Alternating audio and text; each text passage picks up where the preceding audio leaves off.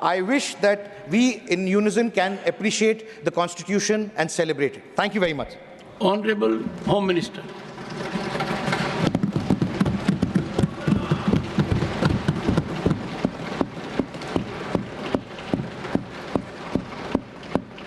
सम्मान्य सभापति महोदय, सबसे पहले मैं आपके प्रति आभार का भाव प्रकट करना चाहता हूं कि इस महत्वपूर्ण चर्चा में आपने मुझे हिस्सा लेने का मौका दिया है। महोदय, ये चर्चा जो है, ये चर्चा एक और तो हमारे संविधान के कारण हमारा देश इतना कितना आगे बढ़ा इसका जनता को एहसास कराएगी। दूसरी ओर हमारे संविधान की मूल भावनाओं के कारण ही 75 साल में लोकतंत्र के मूल पाताल तक गहरे गए हैं, इसका भी एहसास होता है। और तीसरी ओर ये भी मालूम पड़ता है, जब संविधान की भावनाओं को दरकिनार कर कर कोई अपने लिए संविधान को तोड़ मरोड़ कर आगे चलने का प्रयास करता है, तो किस प्रकार के अकस्मात और किस प्रकार की दुर्घटनाएं होती हैं। इस सभी दृष्टि से देखें तो संविधान की दोनों सदन में जो चर्चा हुई है, वो चर्चा एक प्रकार से हमारे किशोरों के लिए, हमारी युवा पीढ़ी के लिए आने वाले दिनों में ये दोनों महान सदन में बैठकर देश का भविष्य का निर्णय करने वालों के लिए बहुत शिक्षणात्मक रहेगी, ऐसा मेरा मानना है। और देश की जनता के लिए भी क्षीण करने में बहुत मदद करेगी कि किस पार्टी ने आज जो 75 साल की मीमांसा होगी, इसमें स्पष्ट हो जाएगा किस पार्टी ने जब जब जनता ने शासन अपने वो पार्टी के हाथ में दिया, संविधान का सम्मान किया है या नहीं किया है। मान्यवर, बहुत लंबी आजादी की लड़ाई के बाद हम आजाद हुए। जब हम आजाद हुए तब दुनिया भर के कई राजनीतिक पंडितों ने कई आगाहियां की थी कि ये देश बिखर जाएगा, शायद बन ही नहीं पाएगा। कुछ लोगों ने ऐसी आगाही की थी कि यहां डेमोक्रेटिक वैल्यू प्रस्तापित हो ही नहीं पड़ सकते, एकता हो ही नहीं सकती और ये देश आर्थिक रूप से कभी भी आत्मनिर्भर नहीं हो पाएगा। और आज जब 75 साल के समय के बाद, संविधान को स्वीकार करने के बाद पीछे मुड़कर देखते हैं, तो सरदार पटेल का मैं अब धन्यवाद करना चाहता हूं कि सरदार साहब के अथक परिश्रम के कारण आज देश एक होकर मजबूती से दुनिया के सामने खड़ा। मान्यवर, जो कहते थे लोकतंत्र इस देश में सफल नहीं होगा, मैं वो सभी लोगों को इस सदन के माध्यम से कहना चाहता हूं कि 75 साल हो गए, हमारे साथ भी पास पड़ोस में, दुनिया भर में कई लोग आजाद हुए, नई शुरुआत की, वहां कई बार अकस्मात हुए, लोकतंत्र सफल नहीं हुआ। हमारा लोकतंत्र आज पाताल तक गहरा पहुंचा है। अनेक परिवर्तन रक्त की एक बूंद बहाए बगैर हमने करे हैं और विचारधाराओं के आधार पर भी परिवर्तन करे हैं। अनेक तानाशाहों के गुमान, अभिमान और अहंकार को चूर चूर करने का काम इस देश की जनता ने किया है, मगर लोकतांत्रिक तरीके से किया है। और मान्यवर, जो कहते थे कि हम आर्थिक रूप से आत्मनिर्भर नहीं हो पाएंगे, उनको भी हमारी जनता ने, हमारे संविधान की खूबसूरती ने जवाब दिया है। हम आज दुनिया का 5वां अर्थतंत्र बनकर सम्मान के साथ, और ब्रिटेन जिन्होंने सालों तक हम पर राज किया, और जो मैंने तीनों आगाही कही वहीं से पक्ष विपक्ष में से आई थी, आज ब्रिटेन भी अर्थतंत्र की तालिका में हमारे पीछे खड़ा है। मान्यवर, ये हम सब के लिए गौरव लेने का पल है। हम सब के लिए बोध लेने का भी पल है और हम सबके लिए संकल्प लेने का भी पल है। और ये सदन जे आपने लगभग 80 से ज्यादा सांसदों को मान्यवर बोलने का मौका दिया, 31 घंटे की चर्चा हुई और ये चर्चा में सभी भाव पक्ष या विपक्ष से कहीं न कहीं प्रकट हुए। मान्यवर, आज मैं जब यहाँ आया हूं तब ये बात कहना चाहता हूं कि आज हम जिस मुकाम पर खड़े हैं उस मुकाम पर महर्षि अरविंद और स्वामी विवेकानंद की वो भविष्यवाणी सच होती दिखाई पड़ती है कि भारत माता अपने दैदीप्यमान ओजस्वी स्वरूप से जब खड़ी होगी तब दुनिया की आंखें चकाचौंध हो जाएगी और पूरी दुनिया वो रोशनी से भारत की ओर देखेगा। वो दिन सच होगा, इसके नजदीक काफी मजल हमने काट ली है। मान्यवर, हमारा संविधान सभा की रचना और संविधान की रचना की प्रक्रिया, ये तीनों एक प्रकार से समग्र विश्व के सभी संविधानों में अनूठे हैं, अलग प्रकार के रहे हैं। हमारे यहाँ दुनिया का सबसे ज्यादा विस्तृत लिखित संविधान चर्चा के सभी हमारे पारंपरिक लक्षणों को पार करते हुए हमने किया। इस संविधान सभा में 299 सदस्य रहे, 22 धर्म जाति समुदाय के सदस्य रहे, हर प्रिंसली स्टेट का प्रतिनिधित्व रहा, हर राज्य का प्रतिनिधित्व रहा। एक प्रकार से समावेशी प्रतिनिधित्व के साथ भारत का भविष्य तय करना, मतलब संविधान को रचने की हमारी प्रक्रिया आगे बढ़ी। 2 वर्ष 11 माह और 18 दिन तक अहर्निश चर्चा चलती रही, विस्तृत चर्चा चलती रही। देश के भविष्य, देश चलाने के नियम और देश की परंपरा को समाहित करते हुए देश को आगे ले जाने का संकल्प इतनी विस्तृत चर्चा के बाद बना। 13 समितियों में कार्य विभाजन किया गया, 7 सदस्यीय ड्राफ्टिंग समिति बनी और जनता के अभिप्राय के लिए भी शायद ही दुनिया का कोई ऐसा संविधान होगा जिसका ड्राफ्ट पूरी जनता को कमेंट्स के लिए दिया गया और कमेंट्स पर भी बहुत डिटेल चर्चा कर उचित बदलाव भी किए गए। इतनी लोकतांत्रिक परंपरा से और प्रक्रिया से बना हुआ हमारा संविधान 295 अनुच्छेद, 22 भाग और 12 अनुसूचियों में बटा है। और ये सभी संविधान के अनुच्छेद, भाग और अनुसूचियां हैं, वो विश्व में कोई भी संविधान से ज्यादा उदात्त और उत्तुंग मानव मूल्यों का सृजन करने वाले रहे हैं। मान्यवर, इसलिए हम सबको इस पर गर्व है और हम सब ये संविधान को हमेशा मस्तक झुकाकर प्रणाम करते हैं। मैं एक विशेष उल्लेख करना चाहूंगा मान्यवर, नंदलाल बोस जो गुरुवर टैगोर के अंतेवासी थे, बहुत बड़े कलाकार थे, इन्होंने 4 वर्ष का समय लेकर संविधान को सजाने का काम किया और उन्होंने जो संविधान लिखा गया था इसके अनुरूप घटनाओं को संविधान के अंदर उकेरने का भी काम किया।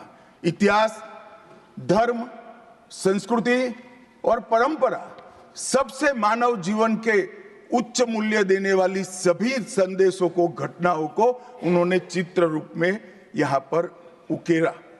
यहाँ पर भगवान राम का चित्र भी मिलेगा, बुद्ध और महावीर का भी मिलेगा, दशम पिता गोविंद सिंह जी का भी चित्र मिलेगा, गुरुकुल, हमारी शिक्षा नीति कैसी होनी चाहिए इसका संदेश भी मिलता है, राम सीता लक्ष्मण वो एक प्रकार से हमारे अधिकारों का चित्रण करते वक्त दिखाए गए, भगवत गीता के संदेश का चित्र भी दिया, शिवाजी और लक्ष्मीबाई को भी यहाँ पर स्थान देकर देशभक्ति के उत्तुंग पाठ हमें पढ़ाए। नालंदा यूनिवर्सिटी हमारी प्राचीन शिक्षा पद्धति का हमें स्मरण कराती है और नटराज जीवन में बैलेंस कैसे होना चाहिए, वो बैलेंस के सिद्धांत को भी प्रतिरूपित करता है। मैंने आज थोड़ा यहाँ आने से पहले क्या क्या चर्चा हुई राज्यसभा में, उसमें हमारे एक सम्मानीय सदस्य ने कहा कि चर्चा का स्तर कितना नीचा हो गया है कि यहाँ चित्रों की चर्चा हो रही है। मान्यवर, अगर संदेश लेना नहीं आता तो संविधान का भी कोई उपयोग नहीं। ये सारे जो चित्र लगाए हैं वो हमारे हजारों साल से चलने वाले हमारे राष्ट्र के जीवन को उद्घोषित करने वाले। और कोई ये न समझे कि हमारा संविधान दुनिया के संविधानों की नकल है। हाँ, हमने हर संविधान का अभ्यास जरूर किया है, क्योंकि हमारे यहाँ तो ऋग्वेद में कहा गया हर कोने से हमें अच्छाई प्राप्त हो, शुभ विचार प्राप्त हो और शुभ विचार को स्वीकारने के लिए मेरा मन खुला हो। मान्यवर, हमने सबसे अच्छा लिया है, मगर हमारी परंपराओं को नहीं छोड़ा है। पढ़ने का चश्मा अगर विदेशी है तो संविधान में भारतीयता कभी नहीं दिखाई देती। और मैं मानता हूं कि जिसने भी संविधान को सिर्फ शब्दों में छापा है और चित्रों को निकाल दिया है, उन्होंने संविधान की भावनाओं के साथ छल किया है। चित्र बगैर का संविधान अधूरा संविधान।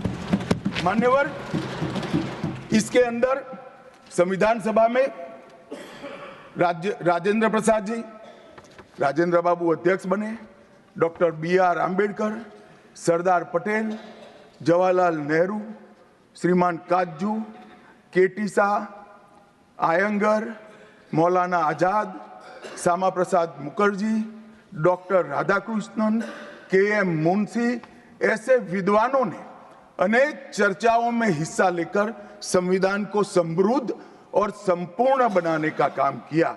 परंतु इतना ही नहीं, संविधान सभा के जो सदस्य थे, इसके अलावे भी विवेकानंद, महर्षि अरविंद, महात्मा गांधी, गोपाल कृष्ण गोखले, तिलक महाराज, वीर सावरकर, लाला लजपत राय और राष्ट्र, लोकतंत्र और हमारी परंपराओं में उच्च मूल्यों को स्थापित करने वाले हर महापुरुष की भावनाओं का ये महापुरुष ने उल्लेख कर कोई न कोई सिद्धांत को प्रस्तापित किया है।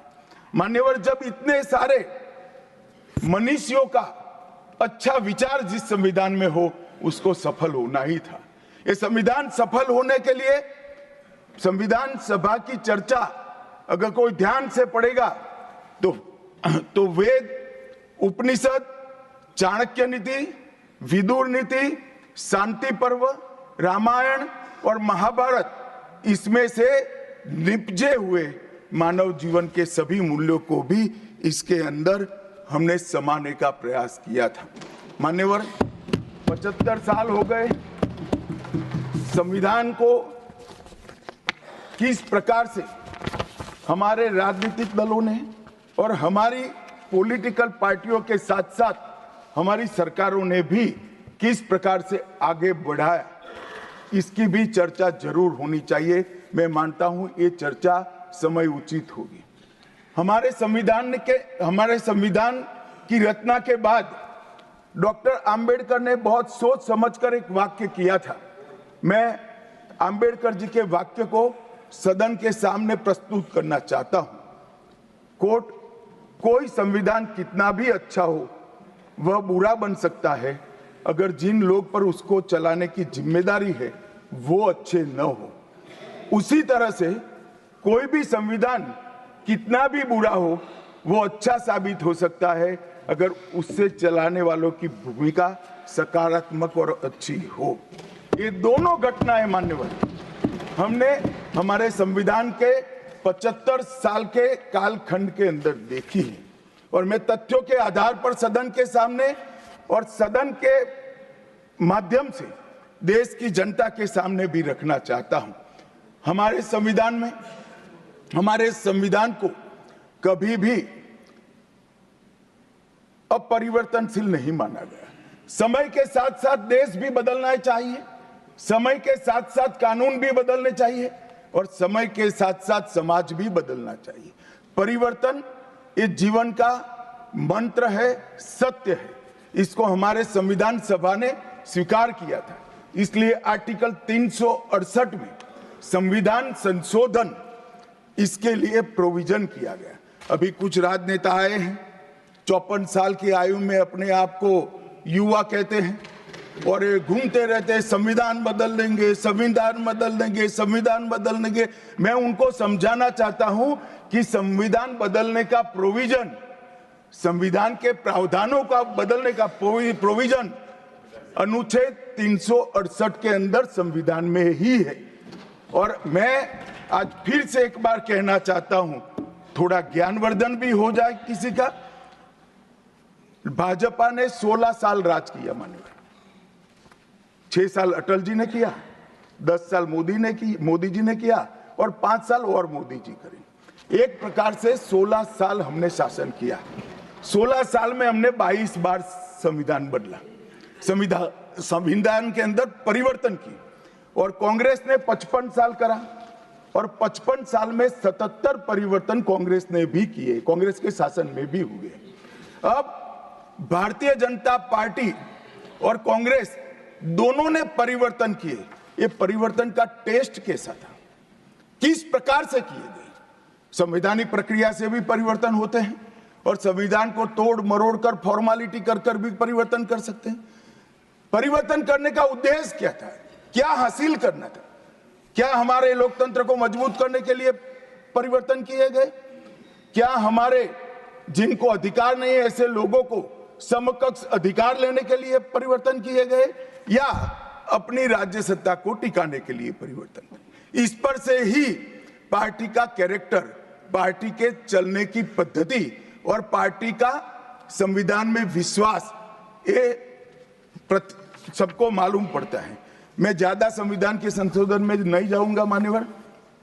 दोनों प्रमुख दलों के 4 संविधान संशोधन को मैं लेना चाहूंगा। पहला संशोधन हुआ 18 जून 1951 में। संविधान सभा ने ही ये संशोधन करना पड़ा, क्योंकि संविधान बनाने के बाद, संविधान स्वीकारने के बाद आम चुनाव में जाने तक का भी धैर्य कांग्रेस पार्टी में नहीं था। अभी लोकसभा नहीं बनी थी, अभी राज्यसभा नहीं बनी थी और संशोधन लेकर आए। अब उसका उद्देश्य क्या था? 19A जोड़ा गया। 19A जोड़ा गया, वो किस लिए जोड़ा गया? अभिव्यक्ति की आजादी पर स्वतंत्रता को, अभिव्यक्ति की आजादी, अभिव्यक्ति की स्वतंत्रता को कर्टेल करने के लिए पहला सुधार आया। और किसने किया मान्यवर? उस वक्त प्रधानमंत्री कौन था? श्रीमान जवाहरलाल नेहरू उस वक्त प्रधान।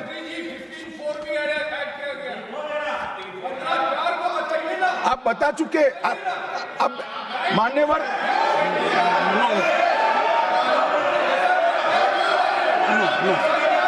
No, sit down. Jairam ji, he not yielding. He not yielding. We heard leader of the opposition. मान्यवर, Unless there एक is second. yielding, let us hear. मान्यवर, मेरा लंबा अनुभव है आजकल करते हुए। मुझे 30 साल हो गए विधानसभा और लोकसभा राज्यसभा में बैठे हुए। संसद में भाषण करने का मेरा अनुभव है मान्यवर। वो विरोध तभी कर सकते हैं जब मेरी बात सच न हो। अगर मेरी बात सच नहीं हो तो बताए वो संविधान संशोधन नंबर 1, अब सुनिए, संविधान संशोधन नंबर 1 वो अभिव्यक्ति की आजादी को कर्टेल करने के लिए ही लाया गया था और जवाहरलाल नेहरू के लिए लाया गया। मान्यवर, 24वां संविधान संशोधन, 24वां संविधान संशोधन जवाहरलाल नेहरू जी की सुपुत्री इंदिरा जी उस वक्त प्रधानमंत्री थी। पार्टी तो वही सत्ता में थी, कांग्रेस पार्टी। 5 नवंबर 1971 को संविधान में संशोधन किया गया, 24वां संशोधन। और संविधान संशोधन के माध्यम से संसद को मौलिक अधिकार, नागरिकों के मौलिक अधिकार कम करने का अधिकार दे दिया।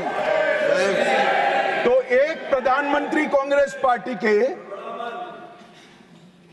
अभिव्यक्ति की स्वतंत्रता का टेल करते हैं, दूसरे प्रधानमंत्री उसी परिवार से आते हैं, वो नागरिकों के मौलिक अधिकार को कर्टेल करने का अधिकार लेते हैं।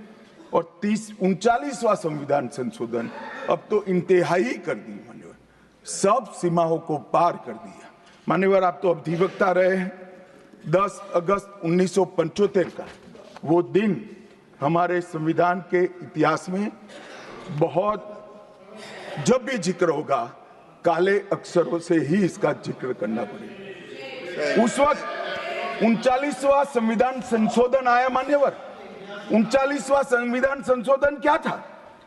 इंदिरा गांधी जी के चुनाव को इलाहाबाद हाईकोर्ट ने अमान्य घोषित कर दिया। अब ये अभी कुछ नहीं है, ईवीएम ले लेकर घूमते हैं, हारते हैं और ईवीएम ले लेकर, ईवीएम ने हरा दिया, ईवीएम ने हरा दिया, ईवीएम ने हरा दिया। सुप्रीम कोर्ट ने 24 बार ईवीएम की अर्जी नकार दी। चुनाव आयोग ने 3 दिन ईवीएम 10 से 5 बजे तक रखा कि भाई कोई हैक कर बताए। कोई नहीं गया, सुप्रीम कोर्ट में कोई नहीं गया, और हारते हैं तो ईवीएम का दोष निकालते। मान्यवर, एक ही समय, एक ही दिन 2 परिणाम घोषित। एक महाराष्ट्र में सुपड़ा साफ हो गया, जो जनादेश के साथ द्रोह किया था, इसका दंड महाराष्ट्र की जनता ने दिया और दूरबीन लेकर दिखाई नहीं पड़ते। और उसी दिन वो झारखंड में जीते। तो महाराष्ट्र में ईवीएम खराब है और झारखंड में टप से जाकर नए कपड़े पहनकर शपथ ले ली। अरे भाई, जरा तो शर्म करो, जनता देख रही है। एक जगह ईवीएम सही है, एक जगह ईवीएम खराब है। मान्यवर, ऐसा कैसे हो सकता है?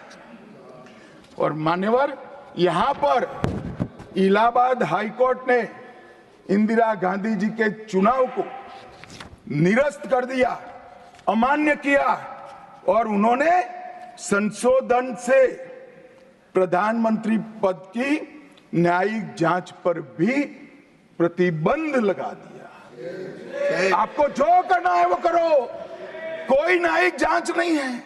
ये अभी जो अधिकारों की गुहार लेकर घूमते हैं मेरे कम्युनिस्ट भाई, मैं उनको पूछना चाहता हूं, किसके साथ बैठे हो? किसके साथ बैठे हो? रात को अंधेरा कर अपनी आत्मा को टटोलना भैया, मालूम पड़ेगा। और ये संविधान संशोधन मान्यवर रिट्रोस्पेक्टिव इफेक्ट से किया गया कि पुराना भी मुकदमा है तो वो खारिज हो जाएगा। कभी ऐसा होता है?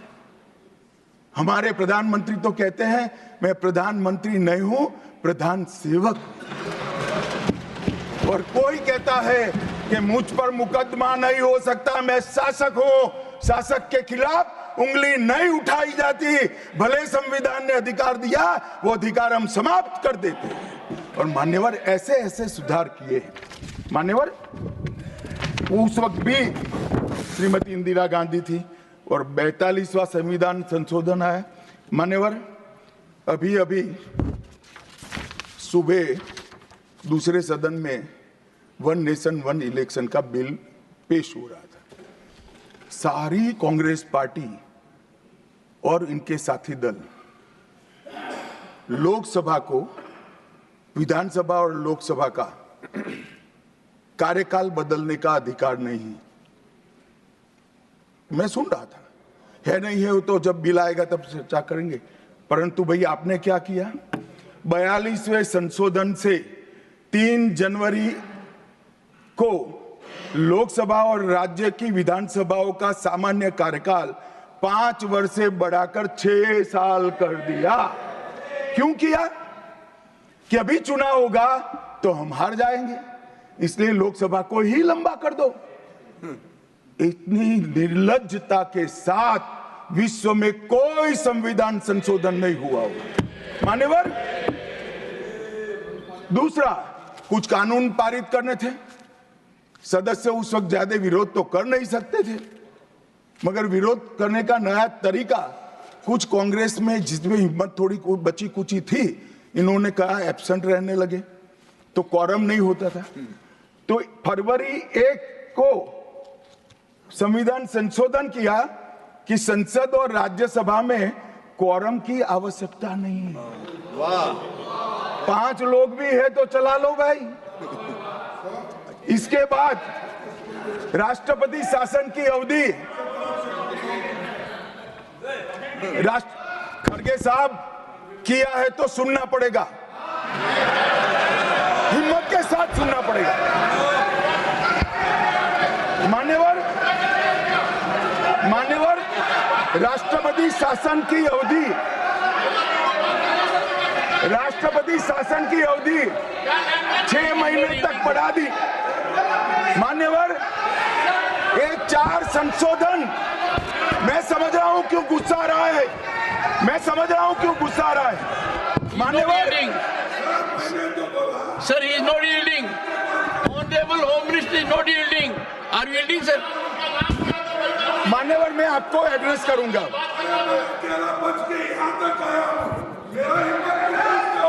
तुम तो कायर हो, मान्यवर, तुम लड़ाकू हो। Okay. मान्यवर, What the मैं Honorable आपको Home एड्रेस Minister will करूंगा। go on record. What the Honorable Home Minister said. खड़गे जी, मैं आपका बहुत सम्मान करता हूं। आपकी हाजिरी वहां दर्ज कर दी गई है। कृपया बैठे, मुझे बोलने दीजिए। मान्यवर, ये चारों संशोधन मैं मेरी पार्टी के दफ्तर से नहीं ला सकता। ये चारों संशोधन संविधान में हुए, किसी को अदालत ने निरस्त किया, किसी को जनता पार्टी की सरकार आई तब उसको निरस्त किया, कुछ लिंगरिंग टेस्ट में रह गए, पर ये चारों संशोधन वास्तविकता है। ये 4 संशोधन से कांग्रेस पार्टी की संविधान सुधार करने की मंशा क्या है? एक में हम पर केस ना हो, दूसरे में हम चुनाव हारने वाले तो समय बढ़ा देना, तीसरे में मेरे पर जांच नहीं हो सकती, और चौथे में नागरिकों के संविधान प्रदत्त अधिकारों को समाप्त करना। ये उद्देश्य बताते हैं। अब मैं हमारा 4 संशोधन लेकर आता हूं। माननीय, सबसे पहला संशोधन नरेंद्र मोदी जी ने सरकार में किया, 101वां नंबर भी अच्छा आया है। 101वां संशोधन 1 जुलाई 17 को हम जीएसटी को लेकर आए मान्यवर, और इस देश के अर्थतंत्र को रिदम में लाने का। कश्मीर से कन्याकुमारी और कामाख्या से द्वारका तक विशाल फैले हुए देश को जीएसटी के तहत 100 अलग अलग बिक्री करके कानूनों को समाप्त कर लोगों की हालाकी खत्म कर एक कानून लाने का काम नरेंद्र मोदी जी ने किया, और वो लोगों की भलाई की। कल की डिबेट मैंने पढ़ी है, कोई सदस्य बोले कि नरेंद्र मोदी जी ने विरोध किया था। मैं रिकॉर्ड पर कहता हूं, हां, नरेंद्र मोदी जी ने विरोध किया था। किस मुद्दे पर किया था? आप जीएसटी तो लाना चाहते थे, मगर राज्यों को कंपनसेशन की गारंटी देना नहीं चाहते थे। हम जीएसटी भी लाए और राज्य को विकास दर के हिसाब से कंपनसेशन की गारंटी भी दी। इतना ही नहीं, गारंटी का 10 साल तक पालन करने का काम भी भारतीय जनता पार्टी की नरेंद्र मोदी सरकार ने किया। हम संशोधन लाए देश के अर्थतंत्र को सुचारू बनाने के लिए। दूसरा संशोधन लाए, 102वां संशोधन, national commission of backward class को संवैधानिक दर्जा देने का काम। अब कुछ लोगों को पेट में दुख रहा है कि नरेंद्र मोदी जी ने ये क्यों किया। मैं साहब आगे बहुत सारी बातें बताऊंगा। नरेंद्र मोदी जी इसलिए कर पाए कि आपने नहीं किया था। अगर आप ये कर देते तो मोदी जी के तो भाग्य में ही नहीं आता। मगर साहब, पिछड़ी जातियों का कल्याण कभी भी कांग्रेस पार्टी का विश्वास नहीं रहा, मान्यता नहीं रही, नीति भी नहीं रही। भारतीय जनता पार्टी ने संविधान संशोधन पिछड़ी जातियों के कल्याण के लिए। तीसरा संशोधन क्या लाए? 130वां संशोधन 12 जनवरी 19, किसी भी जिनको आरक्षण का फायदा नहीं मिलता है, ऐसी जाति के गरीब से गरीब बच्चों को 10% आरक्षण देने का फैसला। गरीब कल्याण और गरीब हटाओ की बातों, गरीबी हटाओ की बातों सालों तक करी, सूद नहीं मिली, समय नहीं मिला, विचार नहीं आया। ये विचार नरेंद्र मोदी जी को आया और गरीबों को, बच्चों को 10% आरक्षण पूरे देश भर में मिला। मान्यवर 105वां संशोधन, ओबीसी की पहचान करने के लिए केंद्र के पास अधिकार थे। अब मैं बताना चाहता हूं, इतने बड़े विशाल देश में 140 करोड़ की जनसंख्या में पिछड़ी जातियों का पिछड़ापना क्या कोई एक केंद्र सरकार कर सकती है? फेडरल स्ट्रक्चर की बात करते हैं, मगर अब तक केंद्र सरकार के पास ही रहा था। नरेंद्र मोदी जी ने कहा इसके कारण पिछड़ा समाज को अन्याय होता है। आगे से ये संविधान संशोधन करने के बाद 10 अगस्त 2021 के बाद पिछड़ापन का निर्णय करने का अधिकार राज्य की सरकारों को देने का काम नरेंद्र मोदी। और मान्यवर सबसे अंतिम संशोधन में पांचवा कहना चाहता हूं, 106वां संशोधन, और मैं तो क्रम में बोला हूं, एक भी काटा नहीं। 101, 102, 103, 104, 105, 106 सभी के सभी जन कल्याण के लिए। और छठा सम्मेलन संशोधन था 28 सितंबर 2023 को, मातृशक्ति को शक्ति प्रदान करने का, मातृशक्ति को 33% आरक्षण, नारी शक्ति वंदन अधिनियम। मान्यवर, मैं आज आपके माध्यम से पूरे सदन से और पूरे सदन के माध्यम से देश भर की 140 करोड़ की जनता को कहना चाहता हूं कि जब इस दोनों सदन में 33% नारी शक्ति बैठेगी, संविधान निर्माताओं की कल्पना पूरी हो जाएगी। मान्यवर, इनकी आत्मा को बहुत शांति मिलेगी। इसके अलावा भी हम कई कानून लेकर आए। हम कानून लाए ट्रिपल तलाक को निरस्त करने का। अब ये कहते हैं आपकी वोट बैंक की राजनीति है। मान्यवर, सुप्रीम कोर्ट का कोई वोट बैंक होता है क्या? सुप्रीम कोर्ट तो चुनाव नहीं लड़ती है, जजों को चुनाव नहीं लड़ना है। ट्रिपल तलाक समाप्त करना चाहिए और साहबानों को मुआवजा देना चाहिए। दोनों जजमेंट सुप्रीम कोर्ट ने अलग अलग समय पर दिए थे, परंतु वोट बैंक की राजनीति हम नहीं कर रहे हैं। वोट बैंक की राजनीति कर कर मुस्लिम बहनों के साथ इतने साल अन्याय करने का काम एक कांग्रेस पार्टी ने किया। हमने तो ट्रिपल तलाक समाप्त कर कर मुस्लिम माताओं को, बहनों को अधिकार दिया। आपका कि भी अधिकार आपके पति जैसे हैं, मगर देखिए साहब, ट्रिपल तलाक समाप्त हो गया, अभी कोई नहीं कहता अच्छा हुआ। कैसे कहेगा? एक उदाहरण पड़ा है, हमारे आरिफ मोहम्मद खान बेचारे मंत्री थे, अच्छे खासे मंत्री थे, फर्राटे की अंग्रेजी बोलते थे, बहुत पढ़े लिखे व्यक्ति थे, फारसी के विद्वान, उर्दू के विद्वान, हिंदी तो मातृभाषा। अब उन्होंने कहा कि साहबानों को मुआवजा देना चाहिए। मंत्री पद भी गया, सांसद पद भी गया और बेचारे कई सालों तक संघर्ष करते। कौन बोलेगा? मान्यवर, इनका जो पद्धति है वोट बैंक की पॉलिटिक्स करने की पद्धति है। मान्यवर, 2020 में हम नई शिक्षा नीति लाए। पहली शिक्षा नीति आजादी के बाद आई है जिसका विरोध कम्युनिस्ट भी नहीं कर पाए। बाकी तो शिक्षा नीति आए और कम्युनिस्ट पार्टी विरोध न करे, ऐसा कभी हो सकता है? मुझे भी बड़ा आश्चर्य होगा कि प्रकृति बदल गई है या उनका सोच बदल गया है। खैर, जो भी हुआ, फिर मुझे किसी ने बताया कि आपने इतनी अच्छी शिक्षा नीति लाए हैं कि इसका विरोध करोगे तो लोग उनका विरोध करेंगे, इसलिए विरोध नहीं किया है। मान्यवर, जम्मू कश्मीर में आरक्षण देने का संशोधन विधेयक लाए और 3 नए आपराधिक कानून भी हम लेकर आए। हमारी क्रिमिनल जस्टिस सिस्टम के ये 3 कानून 160 साल बाद पहले अंग्रेजों ने बनाए थे, अंग्रेजों की पार्लियामेंट में बने थे। नरेंद्र मोदी जी ने, माननीय नरेंद्र मोदी जी ने बीएनएस, बीएनएसएस और बीएसए के माध्यम से हमारी संपूर्ण न्यायिक आपराधिक न्याय प्रणालिका को भारतीयकरण करने का काम नरेंद्र मोदी जी, और वो कानून जो अंग्रेजों को राज टिकाने के लिए बने थे, वो कानून को समाप्त कर हमारे संविधान ने हमारे नागरिकों को जो अधिकार दिए हैं, समय पर न्याय मिलना चाहिए, इसका करने का काम नरेंद्र मोदी जी ने किया। इस देश को गुलामी की मानसिकता से आजाद करने का काम कई सालों के बाद अगर किसी ने किया तो हमारे नेता नरेंद्र मोदी ने किया। और आप तो कई साल तक, अटल जी की सरकार आई, कई साल तक बजट शाम को 5:30 बजे रखते थे। क्यों शाम को 5:30 बजे रखते थे? क्योंकि इंग्लैंड की रानी के घड़ी में उस वक्त 11 बजते थे। आजादी के इतने सालों तक अंग्रेज की रानी के घड़ी से बजट रखने की आदत थी, वो भी किसी ने बदला तो भारतीय जनता पार्टी ने बदला, अटल बिहारी वाजपेयी।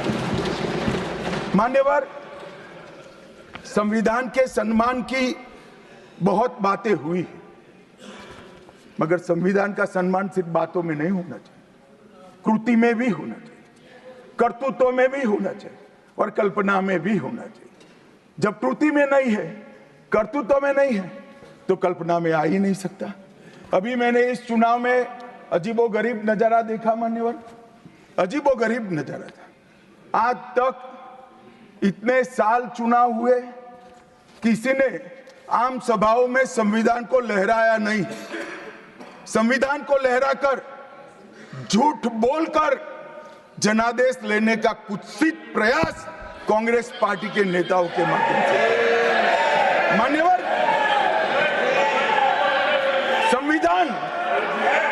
संविधान लहराने का मुद्दा नहीं है, संविधान बहकाने का मुद्दा नहीं है, संविधान विश्वास है, संविधान श्रद्धा है, संविधान को सम्मान करने का।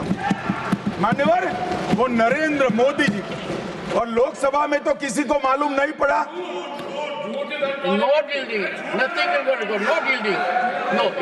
मान्यवर, लोकसभा में तो किसी को मालूम नहीं पड़ा, लोकसभा में तो किसी को मालूम नहीं पड़ा। जागरूकता थी। महाराष्ट्र में भी लहराने के अलावे बांटने गए तो एक पत्रकार के हाथ में भी आ गया, खोला तो मान्यवर पूरा कोरा था, अंदर कुछ लिखा ही नहीं था, प्रीएम्बल भी नहीं था। मान्यवर, इतना बड़ा छल, आपकी बात नहीं कर रहा मैं, ये तो पकड़े जाने के बाद तो सब लोग सुधर जाते हैं। मान्यवर, 75 साल के इतिहास में, संविधान के आयुष्य में, संविधान के नाम पर इतना बड़ा छल मेरे जीवन में तो मैंने ना देखा है ना जाना है। और कारण ढूंढते हैं कि क्यों हारे। मैं बता दूं, कारण मत ढूंढिए, कमेटी की जरूरत नहीं है। संविधान और आरक्षण करते थे, लोग जान गए कि संविधान फर्जी लेकर घूमते हो तो लोगों ने हरा दिया। मान्यवर, ये प्रति जो लेकर घूमते हैं, इसमें गोखले साहब ने क्या लिखा है वो एक बार पढ़ने। उन्होंने लिखा है कि इंदिरा जी और कांग्रेस पार्टी ने संविधान पर सबसे ज्यादा कठोर कुठाराघात करने का काम किया है। जो प्रति लेकर घूमते हैं ना, उसकी प्रस्तावना में लिखा गया। माननीय अध्यक्ष, माननीय सभापति महोदय, माननीय सभापति महोदय, संविधान कैसे तोड़ा मरोड़ा जा सकता है, इसके भी मैं 2 उदाहरण देना चाहता हूं। हमारे सेना के जवान, सुरक्षा दलों के जवान, वो हमारी मातृभूमि की 1 इंच भूमि पर जान देने के लिए तैयार है। सैकड़ों हजारों लोग शहीद हुए 1 इंच भूमि के लिए। और मान्यवर, किसी को भी भूमि देनी है तो आर्टिकल 1 अमेंड करना पड़ेगा। आर्टिकल 1 में हमारे भूभाग की व्याख्या की गई है, इसको बदलना पड़ता है। तमिलनाडु के पास एक टापू था, कच्चा तीवू टापू, वो टापू 1974 में अचानक ही एक एग्रीमेंट कर वन फाइन मॉर्निंग लंका को दे दिया गया। मान्यवर, चलो भाई बहुमत था आपका, मान लो ऐसे भरोसे से किया होगा कि संसद मेरा सम्मान रखेगी, परंतु बाद में भी ये चीज, ये आर्टिकल 1 का बदलाव आज तक नहीं आया है और वो हमारा भूभाग आज हमारा हिस्सा नहीं है। मान्यवर, ऐसा खिलवाड़ भारत नहीं, दुनिया के किसी भी देश में शासकों द्वारा संविधान के साथ नहीं किया होगा। मान्यवर, आप तो अधिवक्ता हैं, 35A को कॉन्स्टिट्यूशन ऑर्डर से, राष्ट्रपति महोदय के ऑर्डर से दाखिल किया गया। अब दाखिल तो हो सकता है, पर कॉन्स्टिट्यूशन ऑर्डर को दोनों सदन की परमिशन चाहिए, जो हमने धारा 370 हटाने के लिए ली। मैं आज कांग्रेस के मित्रों को पूछना चाहता हूं, जो संविधान की दुहाई देते हैं, 35A जब आपने लागू किया, इसके कॉन्स्टिट्यूशन ऑर्डर पार्लियामेंट में कब डिबेट में आया, कब मतदान हुआ, किसने पारित किया? पार्टी को तो निजी परिवार की जागीर समझते हो, संविधान को भी निजी परिवार की जागीर आप लोग समझ रहे। मान्यवर, इतना बड़ा छल देश की 2 संसदों के साथ किया है। एक पूरा 35A डाल दिया संसद संविधान में, पार्लियामेंट के पास सब्जेक्ट ही नहीं है। देश का भूभाग दे दिया, पार्लियामेंट के साथ विषय ही नहीं आया।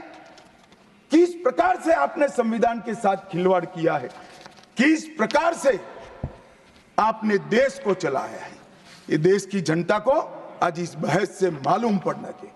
मान्यवर, आपातकाल, अभी बड़ी बड़ी उद्दात भावनाओं का स्मरण कांग्रेस के मेरे दोनों सदनों के साथी सदस्य कर रहे थे। यंग सदस्य करे तो मैं समझता हूं, शायद इन्होंने इतिहास न पढ़ा हो, मगर जो लोग आपातकाल के वक्त थे वो भी करते थे। किसी की भी स्मृति इतनी अल्पकालीन कैसे हो सकती है? मान्यवर, क्या हुआ था आपातकाल में? लाखों लोग कोई अपराध के बगैर जेल में ठूस दिए गए, लाखों लोग, कोई पॉलिटिकल पार्टी बाकी नहीं है। आज इनके साथ बैठे हैं, उनमें से भी कुछ लोग जेल में थे, वो भी नहीं बोलते हैं। न्यायालय में डर का माहौल, मीडिया पर सेंसरशिप। इंडियन एक्सप्रेस ने अपना संपादकीय एक भी शब्द लिखे बगैर का कोरा संपादकीय प्रकाशित करा, क्योंकि लिख नहीं सकते थे। श्रीमान शुक्ला साहब से एडिट कराना होता था, वापिस ही नहीं आता था, तो उन्होंने कोरा अखबार ही निकाल दिया। इस तरह से विरोध किया और तय हो गया, मान्यवर, एक व्यक्ति कहेगी वही कानून होगा। और क्यों किया? देश पर आक्रमण हुआ था क्या? देश की आंतरिक सलामती ठीक नहीं थी क्या? ना ना ना ना ना ना, ऐसा कुछ नहीं हुआ था। सिर्फ इतना हुआ था कि इलाहाबाद हाईकोर्ट ने उनको सांसद के रूप में अयोग्य ठहरा दिया था। अपनी कुर्सी जाने वाले, चुनाव नहीं कराना था। और मान्यवर, जब पार्लियामेंट, जब इसको चैलेंज किया गया और न्यायालय में, सर्वोच्च अदालत में जब चर्चा चली, तब उन्होंने कहा, नीरज डे को पूछा कि आर्टिकल 21 के तहत के अधिकार इमरजेंसी में समाप्त हो सकते हैं क्या? तो उन्होंने कहा, यस सर। साहब, कोई भी वकील को यस सर कहने की इतनी बड़ी फीस नहीं मिली होगी। नीरज डे 11 साल तक अटॉर्नी जनरल रहे, एक यस सर कहने का। मान्यवर, डीओ ड्राफ्ट जो होता है वो कैबिनेट में, कैबिनेट मंत्रालय से आता है। कैबिनेट मंत्रालय में डीओ ही नहीं है। कैबिनेट का जो प्रस्ताव होता है कैबिनेट मंत्रालय के थ्रू जाता है, मगर आज कैबिनेट में कोई रिकॉर्ड नहीं है। कैबिनेट मंत्रालय में, मैं तो छोटा था मान्यवर, मुझे जेल में नहीं जाना पड़ा, मेरी आयु होती तो मेरा भी सौभाग्य होता, पूरे 19 महीने इसके विरोध में मैं जेल में रहना पसंद करता, परंतु मैं छोटा था।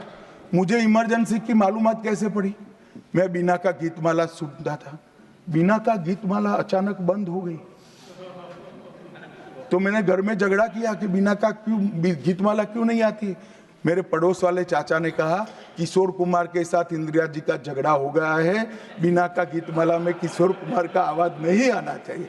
तो नए गीतों की रिकॉर्डिंग हुई और किशोर कुमार और लता मंगेशकर के ड्यूएट गीत भी लता दीदी की आवाज में ही पूरे देश ने 19 महीना सुने साहब। देखिए डेमोक्रेसी की बात करें मान्यवर, इस प्रकार की कृति, ऐसा दंड दिया देश की जनता ने उनको कि अब स्वप्न में भी नहीं कर सकते हैं। ऐसी कृति कोई न करे, इसलिए ये बहस जरूरी है। और मान्यवर, हम तो संविधान का सम्मान करते हैं। नरेंद्र मोदी जी ने संविधान दिन मनाने की बात रखी तो एक वरिष्ठ कांग्रेसी नेता ने कहा क्या जरूरत है संविधान दिन की, 26 जनवरी तो है। बोले भाई, संविधान को जितनी भी बार स्मरण करोगे, इसकी भावनाओं के प्रति आपकी आस्था दृढ़। और मान्यवर, इसलिए नरेंद्र मोदी जी संविधान दिन मनाते हैं और संविधान के निर्माताओं की पुण्य स्मृति में मनाते हैं।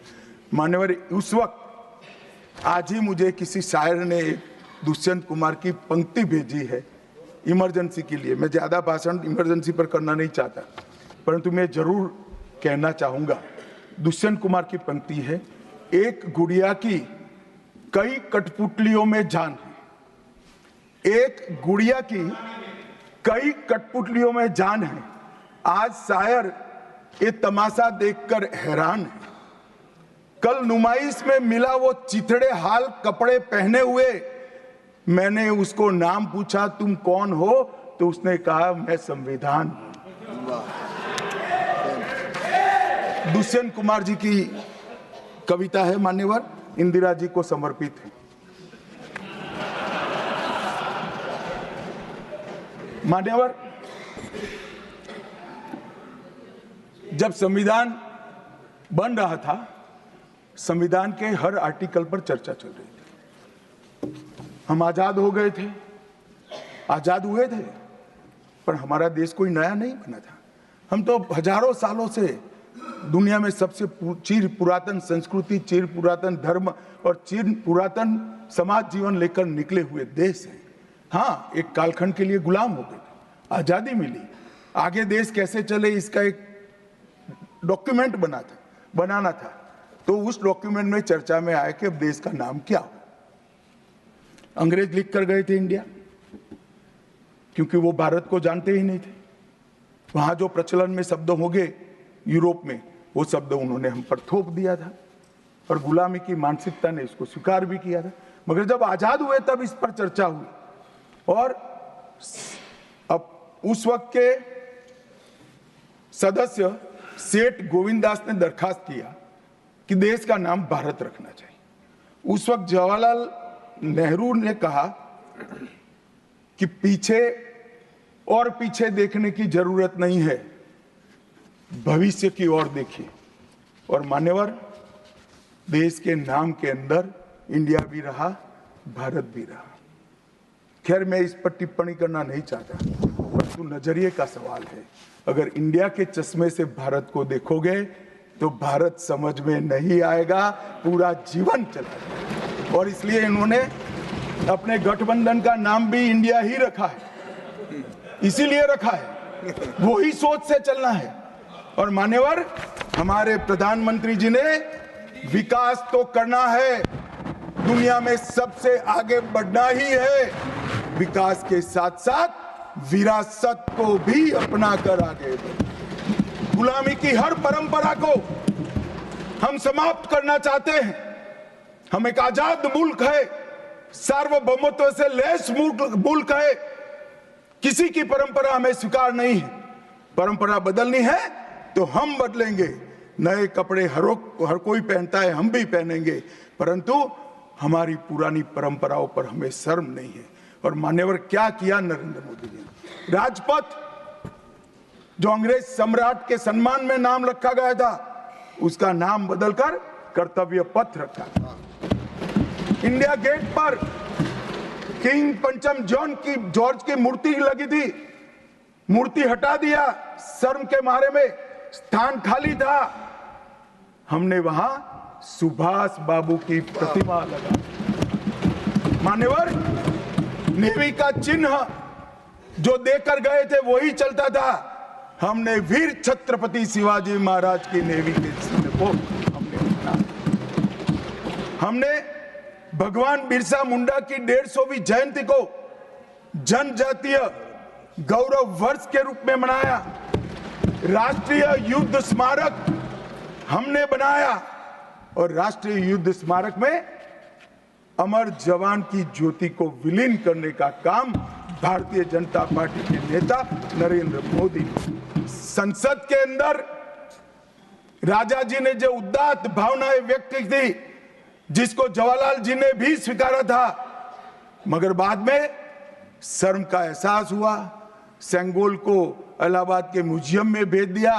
नरेंद्र मोदी जी ने विधिवत तरीके से सेंगोल को संसद के अंदर प्रस्तावित कर नई संसद बनाई और विश्व भर में चोरी की गई मूर्तियां, आर्टिफैक्ट्स जो थे वो 345 हजारों साल पुराने हमारे मूर्तियां और आर्टिकल्स, उसको वापस लाने के लिए हमारे विदेश मंत्रालय ने काम किया।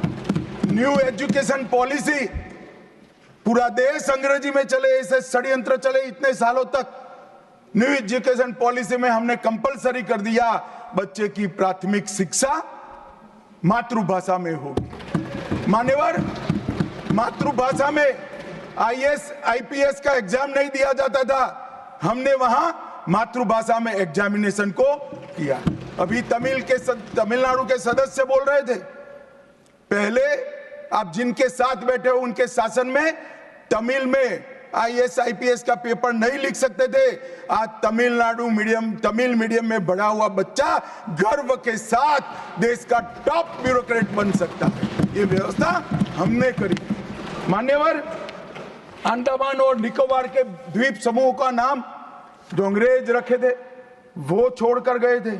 सुभाष बाबू ने जब अंडमान निकोबार जीता तब उन्होंने नामकरण किया था शहीद और स्वराज, उसको भुला दिया गया। आजादी के बाद फिर से अंग्रेजों का नाम वापस लाए, नया न रखो कोई बात नहीं भाई, सुभाष बाबू ने रखा निकाल दिया। हमने डंके की चोट पर सुभाष बाबू के नाम शहीद और स्वराज दोनों वापस लाने का काम किया। ल्यूटियन में रेस कोर्स रोड पर रहते थे, हमने लोक कल्याण मार्ग करा। डेलहाउसी रोड का नाम दारा सिकोह के नाम से किया और निर्मला जी ब्रीफकेस की जगह वही खाता लेकर आज जब बजट देती है तब पूरे देश भर के भारतीय संस्कृति के लोगों को आनंद होता है। मान्यवर, 1500 से ज्यादा पूरे नए कानूनों को हमने समाप्त करने का काम किया। इन्होंने अपने परिवार की प्रसिद्धि के अलावे कुछ नहीं किया। हजारों जगह पे गांधी नेहरू परिवार के नाम मिलेंगे और किसी का नहीं। सुभाष बाबू का पुतला भी हमने लगाया। मान्यवर, हमने प्रधानमंत्री संग्रहालय बनाया। जवाहरलाल जी से लेकर नरेंद्र मोदी जी के पहले जितने बने वो सभी प्रधानमंत्रियों के जीवन कवन को हमने दिखाने का काम किया। वहां पहले सिर्फ जवाहरलाल जी का मिशन, G20 की अध्यक्षता हमने की और भारतीय सांस्कृतिक और वैश्विक समन्वय को हमने प्रोत्साहित। राम मंदिर का निर्माण, काशी विश्वनाथ धाम का पुनरुद्धार, काशी उज्जैन शारदा पीठ, करतारपुर साहिब कॉरिडोर, योग को वैश्विक पहचान और 160 साल पुराने कानूनों को खत्म करने का काम नरेंद्र मोदी जी ने किया। हम पीछे नहीं गए। ऐसा वो मानते थे पीछे चले जाओगे, पीछे नहीं गए। पीछे तो आप छोड़कर गए थे। आप 14वें नंबर पर छोड़कर गए थे, अटल जी 11 पे लाए, फिर 11 से नीचे नहीं गए, देश पर बड़ा उपकार किया। मोदी जी 11वें से 5वें नंबर पर लाए और 27 में तीसरे नंबर पर पहुंच गए। मान्यवर, अभी अभी कुछ नेताओं को आरक्षण में चुनाव जीतने की फॉर्मूला दिखाई पड़ती है। आरक्षण आरक्षण आरक्षण आरक्षण। आरक्षण कोई आज की कल्पना नहीं है, हमारे संविधान निर्माताओं ने की। आर्टिकल 15 और 16 में एससी, एसटी और ओबीसी को आरक्षण का प्रोविजन किया गया। मान्यवर, ये मूल प्रोविजन है, कोई नया नहीं है। इतनी जोर से आरक्षण आरक्षण आरक्षण कर कर छाती चौड़ी कर कर चिल्लाते। आज मैं बताना चाहता हूं कि कांग्रेस पार्टी किस प्रकार से आरक्षण विरोधी पार्टी है। मान्यवर, इनका कहना और करना दोनों अलग है। मान्यवर, आरक्षण के लिए नेहरू जी के उद्गार अंत में मैं बताऊंगा, परंतु ओबीसी को आरक्षण देने के लिए 1995 में 55 में काका साहेब कालेलकर कमीशन बना। मान्यवर, इसका रिपोर्ट कहां है? दोनों सदन के रिकॉर्ड पर मैंने ढूंढा, कहीं नहीं, बुला दिया गया। क्यों? क्योंकि ओबीसी को आरक्षण मिलता था। बैठिए बैठिए बैठिए ना, मैं प्रक्रिया बताता हूं। अर्ध सत्य नहीं बोलता हूं भाई। एक सेकंड, छिपा कैसे सकते हो? छिपा कैसे सकते हो? बाबा साहब आंबेडकर का संविधान है, देश में लोकतंत्र है, कैसे छिपाओगे? मान्यवर, कोई भी रिपोर्ट आता है, कोई भी रिपोर्ट आता है, अरे सुनो, अब कोई भी रिपोर्ट आता है उसको कैबिनेट के सामने रखना पड़ता है। फिर इस पर कार्यवाही जो की उसकी रिपोर्ट के साथ संसद के सामने रखना है। सही कह रहे हैं, उन्होंने संसद में लाने की जगह पुस्तकालय में रख दिया। ओबीसी का आरक्षण, ओबीसी का आरक्षण इन्होंने लाइब्रेरी में रख दिया। और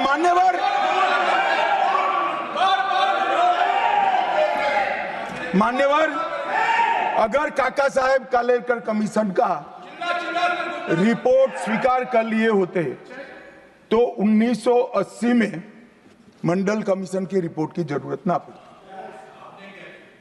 मंडल कमीशन का रिपोर्ट कमीशन ही इसलिए बनाया गया क्योंकि काका साहेब कालेलकर कमीशन का रिपोर्ट स्वीकारा नहीं, और 80 में मंडल कमीशन का भी रिपोर्ट आ गया। किसी ने इसका अमल नहीं किया। अमल कब हुआ? जब 90 में इनकी सरकार गई तब अमल हुआ। और मान्यवर, तब तक मंडल कमीशन के रिपोर्ट को भी ठंडे बस्ते में डाल दिया गया। 90 में, अरे सुनिए मान्यवर,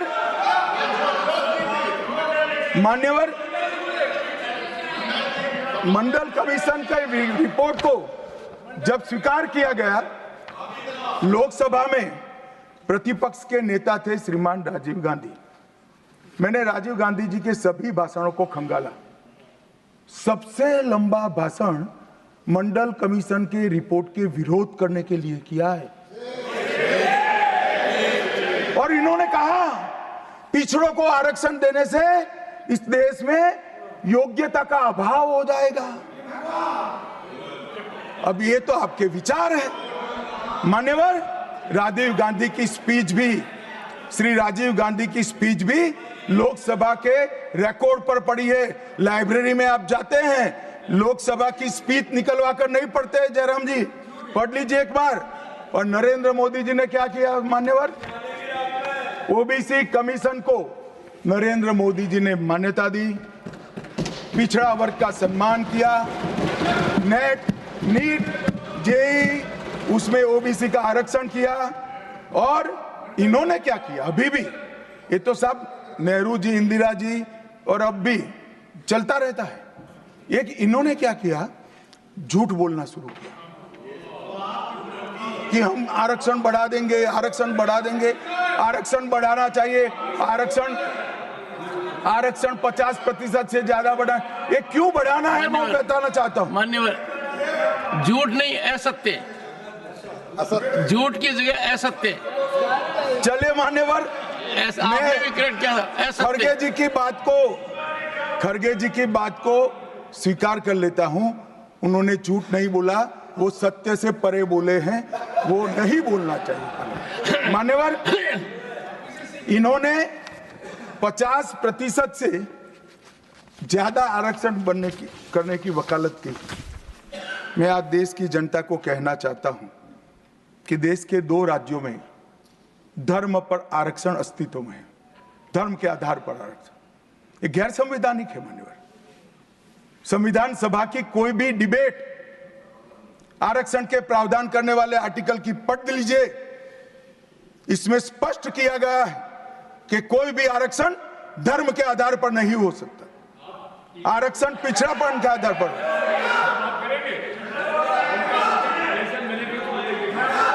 मान्यवर, मगर दोनों राज्यों में जब कांग्रेस की सरकार थी तब धर्म के आधार पर आरक्षण दिया। अब क्या हुआ है, सुप्रीम कोर्ट में रुक जाता है क्योंकि 50% की सीमा है। वो ओबीसी का कोई कल्याण नहीं चाहते हैं। 50% की सीमा बढ़ाकर मुसलमानों को आरक्षण देना चाहते हैं। मान्य धर्म के आधार पर आरक्षण देना चाहते हैं। और मैं आज फिर से एक बार इस सदन में जिम्मेदारी तब के साथ कहता हूं, दोनों सदन में जब तक भाजपा का एक भी सदस्य है, धर्म के आधार पर आरक्षण हम नहीं होने देंगे। ये संविधान विरोधी है। मान्यवर, मैं अब अरे दिया है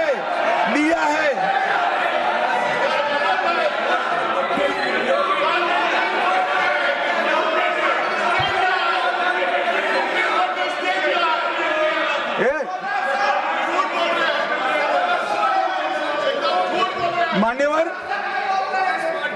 इससे तो ये बच जाएंगे, मगर मैं रिकॉर्ड पर से कुछ कोट अनकोट कहना चाहता हूं जो संविधान सभा की चर्चा का रिकॉर्ड है। जवाहरलाल नेहरू जी ने कहा, मैं ये देखकर सचमुच आश्चर्यचकित हूं कि नियुक्ति में आरक्षण के सिद्धांत को कितनी देर तक ले जा रहा है, मतलब कितना बढ़ा रहे हैं। मुझे नहीं लगता कि ये बिल्कुल अच्छा है। ऐसा लगता है कि मुदलियार और ब्राह्मणों के सिवा लगभग सभी जातियों को पिछड़ा वर्ग में शामिल कर देंगे। मान्यवर, सरकारी सेवाओं में आरक्षण के लिए इनके विचार थे।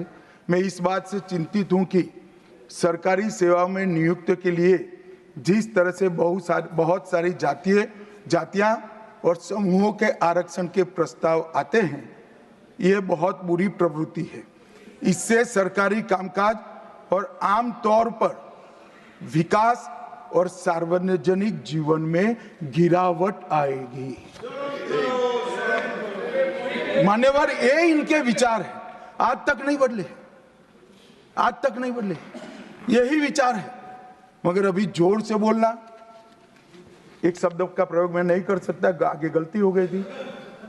असल मान्यवर, हमारे संविधान के directive of principle of state policies भाग 4 के अनुच्छेद 44 में एक एंट्री है जो कॉमन सिविल कोड की यूसीसी की बात करती है।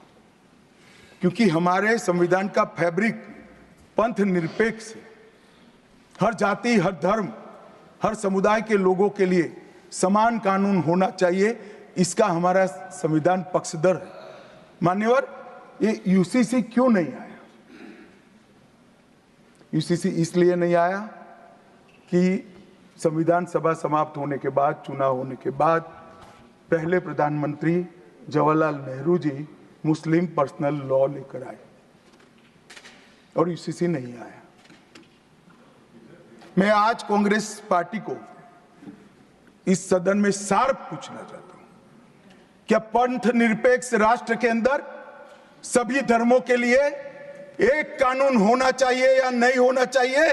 इसकी कांग्रेस पार्टी स्पष्टता करे। क्या आप मुस्लिम पर्सनल लॉ का समर्थन करते हैं?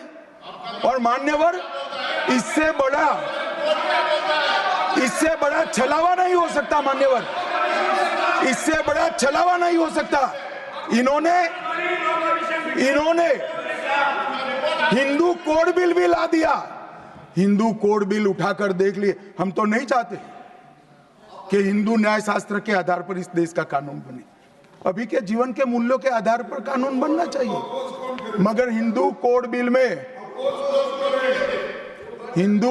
में एक भी पुरानी हिंदू न्याय व्यवस्था का कोई नामो निशान नहीं है। हिंदुओं को बुरा न लगे इसलिए मुस्लिम पर्सनल लॉ दिया, तो सामान्य कानून को हिंदू कोड बिल बना दिया। मान्यवर, चलो मैं तो कहता हूं कि खड़गे जी और जयराम जी कह रहे हैं कि भाई पर्सनल लॉ का अधिकार मिले तो हमें आपत्ति नहीं है, तो फिर पूरा सरिया लागू करिए। क्रिमिनल में क्यों सरिया निकाल दिए? बताओ भाई, क्या चोरी करे इसके हाथ काट दोगे? कोई इससे जगद्य महिला के साथ अपराध करे तो पत्थर मारकर मार दोगे? देशद्रोही को रोड पर सूली चढ़ाओगे? तो विवाह के लिए, निकाह के लिए पर्सनल लॉ, वारिस के लिए पर्सनल लॉ और क्रिमिनल सरिया क्यों नहीं भाई? अगर उनको देना ही है तो पूरा ही दे देते, पूरा दे देते। मान्यवर, ये इन्होंने तुष्टीकरण की शुरुआत वहीं से करी है। मुस्लिम पर्सनल लॉ इस देश में संविधान आने के बाद तुष्टीकरण की शुरुआत। आर्टिकल 14 और 15 का ये भंग है। अंबेडकर जी, लोहिया जी, के.एम. मुंशी, एच.वी. कामत, ये सब ने इसका विरोध किया है। 1973 से 16 तक 11 बार देश की सुप्रीम कोर्ट ने यूसीसी लाने का आग्रह देश की और राज्य की सरकारों ने किया है। आप नहीं ला सकते, तुष्टीकरण से ऊपर नहीं उठते। बैठिए, मैं बताता हूं। मान्यवर, हमने ही उत्तराखंड में भारतीय जनता पार्टी की सरकार ने यूसीसी लाया। हमारा काम करने का तरीका, मैं आपके माध्यम से दिग्विजय सिंह को कह रहा हूं। वो कहते हैं कौन रोकता है? हम खुद रोकते हैं। कारण बताऊं मैं? सुनने का धैर्य चाहिए, क्योंकि हमारा तरीका है कि लोकतांत्रिक तरीके से काम किया जाए। समाज के जीवन में इतना बड़ा सामाजिक बदलाव करने वाले कानून को उत्तराखंड सरकार ने मॉडल कानून के रूप में पारित किया है। इसकी न्यायिक मीमांसा होगी, इस पर सामाजिक चर्चा होगी, धर्म के विद्वान चर्चा करेंगे, कुछ सजेशन आएंगे तो इसको स्वीकारेंगे और बाद में भारतीय जनता पार्टी की सरकार हर राज्य में कॉमन सिविल कोड लेकर आए। आज तक नहीं मिला, वो भी कांग्रेस पार्टी के तुष्टीकरण ने की नीति थी। मान्यवर, अभी एक फैशन हो गया है, अंबेडकर अंबेडकर अंबेडकर अंबेडकर अंबेडकर अंबेडकर। इतना नाम अगर भगवान का लेते तो 7 जन्मों तक स्वर्ग मिल जाता। अच्छी बात है ना? सुनिए तो, सुनिए ना, आप सुनिए ना, मैं बताता हूं। हमें तो आनंद है कि अंबेडकर का नाम लेते हैं। अंबेडकर का नाम अभी 100 बार ज्यादा लो, परंतु 7-8 में अंबेडकर जी के प्रति आपका भाव क्या है ये मैं बताता हूं। मान्यवर, अंबेडकर जी को देश की पहली कैबिनेट से इस्तीफा क्यों दे दिया? अंबेडकर जी ने कई बार कहा कि अनुसूचित जातियों और जनजातियों से हुए व्यवहार से मैं असंतुष्ट हूं। सरकार की विदेश नीति से मैं असहमत हूं और आर्टिकल 370 से मैं असहमत हूं। इसलिए वो छोड़ना चाहते थे। उनको आश्वासन दिया गया, आश्वासन पूरा नहीं हुआ।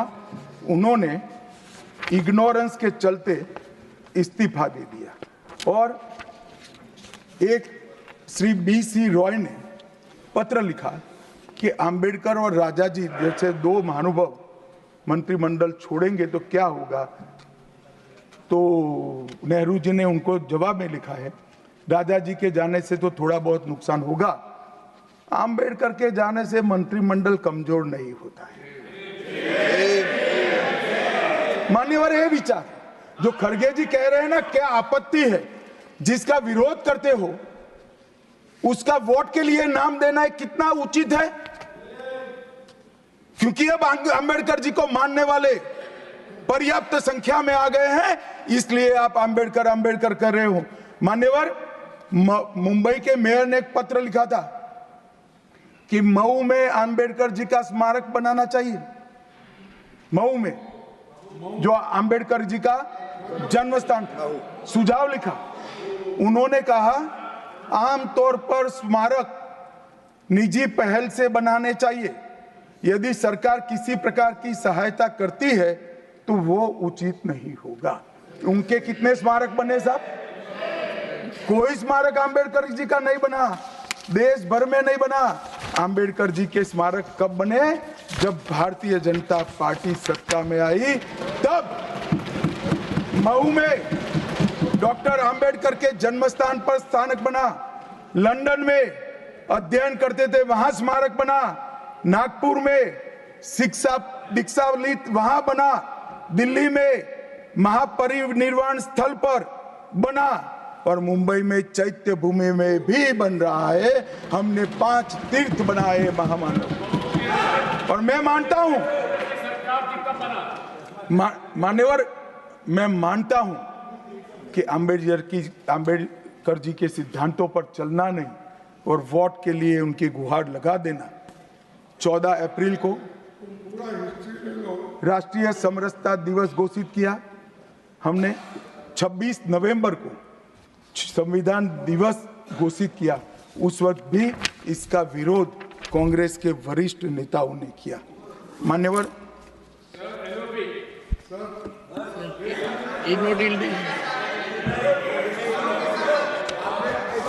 मान्यवर 370 पर कई बार चर्चा हुई है। मैं ज्यादा कहना नहीं चाहता। सब जानते हैं कि एक टेम्पररी प्रोविजन को अनौरत संतान की तरह अपनी गोदी में 70 साल तक कांग्रेस ने खिलाने का काम किया,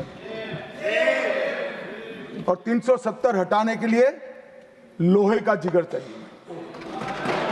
और जब देश के प्रधानमंत्री नरेंद्र मोदी जी 2019 में फिर से प्रधानमंत्री बने, एक ही झटके से इसी सदन में 370 और 35 को समाप्त।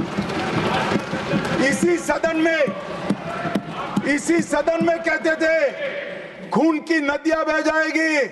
खून की नदियां छोड़ो, कंकड़ चलाने की किसी की हिम्मत नहीं है। कंकड़। और मान्यवर, क्या हुआ? इसके बाद क्या हुआ? 35,000 पंचायत के सदस्य आजादी के बाद पहली बार चुनकर आए। 2 करोड़ 11 लाख एक वर्ष में पर्यटक आए। पत्थरबाजी शून्य हो गई। आतंकवादी घटना 92% कम हो गई। एरिया डोमिनेशन बढ़ा। 33 साल के बाद घाटी में थिएटर में रात्रि का शो चल रहा है। 34 साल के बाद ताजिया का जुलूस निकला। पहाड़ी, गुर्जर, बकरवाल और वाल्मीकि को आरक्षण मिला, और घाटी के हर घर पर हर घर तिरंगा अभियान भी चला। श्रीनगर में फॉर्मूला 4 कार रेसिंग हुई। लाल चौक पर तिरंगा शान से फहरता है, और दुनिया का सबसे ऊंचा रेलवे आर्च ब्रिज आज चिनाब नदी पर बन रहा है। सबसे बड़ी लंबी ट्रांसपोर्टेशन टनल फिर पंजाल में बनी, और निर्यात रैंकिंग में अपना कश्मीर सभी यूटी में नंबर 1 पर निर्यात में आया। मान्यवर, 80,000 करोड़ पाकिस्तान से आए हुए विस्थापित, घाटी से भगाए गए विस्थापित और पश्चिमी पाकिस्तान से आए हुए विस्थापित को 80,000 करोड़ दिया, और 1,19,000 करोड़ का निवेश आज आ गए। मान्यवर, 370 के रहते 70 साल में 12,000 करोड़ का निवेश आया था। अब 5 साल के अंदर 1,19,000 करोड़ का। G20 के डेलीगेट्स भी वहां गए। अमरनाथ यात्रा में 4.5 लाख यात्रियों ने अपनी श्रद्धा व्यक्त की और कुपवाड़ा के शारदा देवी मंदिर में 600 वर्ष के बाद पहली बार दीपावली मनाने का काम। मान्यवर, ये कहते हैं 370 हटाने से क्या हुआ।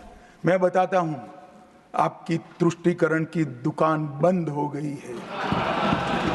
तुष्टीकरण बंद हो गई। मान्यवर, आज संविधान के आर्टिकल 124 में न्यायपालिका की व्यवस्था के लिए हमारा जिक्र है। कांग्रेस पार्टी की सरकारों ने आर्टिकल 124 की भावनाओं के साथ किस तरह से खिलवाड़ किया है, वो मैं आज सदन के माध्यम से सभी सदस्यों को और देश को बताना चाहता हूं।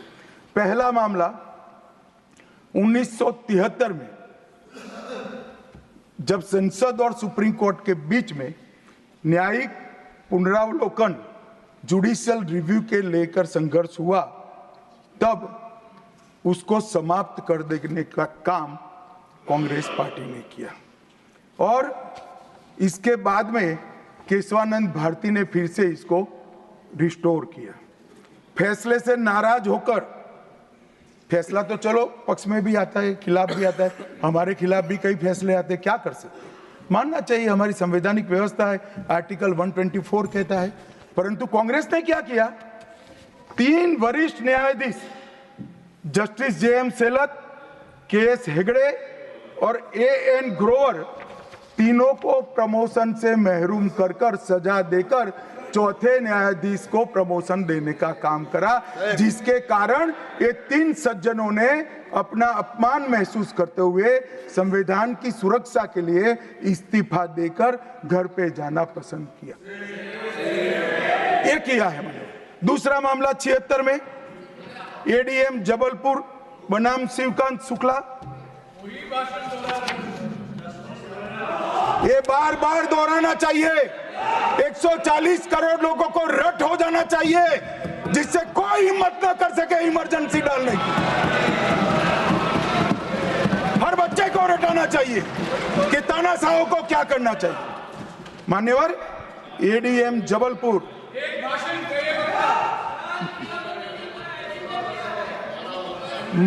एडीएम जबलपुर जस्टिस खन्ना बेचारे 3 विरुद्ध 1 लघुमती फैसला दिया। क्या हुआ, वो कभी भी चीफ जस्टिस नहीं बन पाए। मान्यवर, उनको रिटायर्ड हो जाना। एडीएम जबलपुर और उसके बाद में तीसरा मामला कॉलेजियन प्रणाली को एक साथ इन्होंने 18 उच्च न्यायालय के न्यायाधीशों का ट्रांसफर कर दिया, जिसमें 4 मुख्य न्यायाधीश भी थे। और कारण क्या था मान्यवर, क्यों किया? कोई कदाचार था, कोई भ्रष्टाचार था? ना ना ना ना, ये सभी 18 उच्च न्यायालय के न्यायाधीशों ने प्रत्यक्षीकरण मतलब हेबियस कॉर्पस को एंटरटेन किया, जो उनका संवैधानिक अधिकार है। इमरजेंसी में कैसे हेबियस को आप एंटरटेन कर सकते हो, इस मुद्दे पर उन्होंने इसको आगे कर दिया। मान्यवर, आर्टिकल 34, 14 और 21 इसकी सेंस को निकाले तो हर व्यक्ति को समानता से जीने का अधिकार है। हम कम्युनिस्ट सोच से बना हमारा संविधान नहीं है। सब समझते हैं कि व्यक्ति की माली हालत इसका भाग्य, परिश्रम और बुद्धिमत्ता के आधार पर तय होती है। हर व्यक्ति एक समान माली हालत में नहीं रह सकता, मगर आर्टिकल 14 और 21 का मतलब इतना तो जरूर निकलता है कि इनको बेसिक सुविधाएं मिल जाए, घर मिले, बिजली मिले, पानी मिले, खाना मिले, इलाज मिले, शिक्षा मिले। 75 साल तक इस देश की जनता को गरीबी हटाओ का नारा देने वाले कांग्रेस पार्टी गरीब रखे। और मान्यवर, 10 साल में नरेंद्र मोदी जी ने 9.6 करोड़ गरीब महिलाओं को उज्ज्वला का कनेक्शन देकर उनके घर में गैस पहुंचा।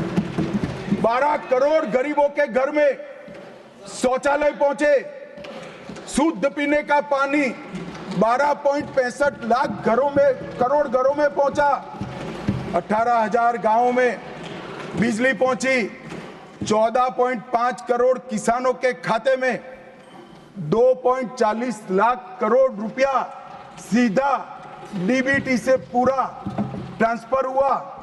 36 करोड़ आयुष्मान भारत के कार्ड बने और 8.19 करोड़ दर्दियों ने उससे मुफ्त में अपना इलाज कराया है। और मान्यवर, अब 70 साल से अधिक कोई भी आय वर्ग का व्यक्ति हो, इसको 5 लाख तक का इलाज मोदी सरकार ने, प्रधानमंत्री ने फ्री कर दिया। 36 राज्यों में 80 करोड़ लोगों को one nation one ration card दिया। 5 किलो अनाज मुफ्त दिया। 25 लाख करोड़ रुपए की राशि सीधी बैंक खातों में डीबीटी के माध्यम से गई है। 11,000 करोड़ रुपया 1 करोड़ लाभार्थी को, रेहड़ी पटरी वालों को दिया। और सबसे बड़ी बात, 2 करोड़ लखपति दीदी बनाने का काम नरेंद्र मोदी। और मान्यवर, विश्वकर्माओं के लिए भी काम कर। अभी मान्यवर, ये बात मैं बहुत संवेदनशील होकर के आप सदन के सामने रखता हूं। लोकसभा में चर्चा हो रही थी। कांग्रेस पार्टी के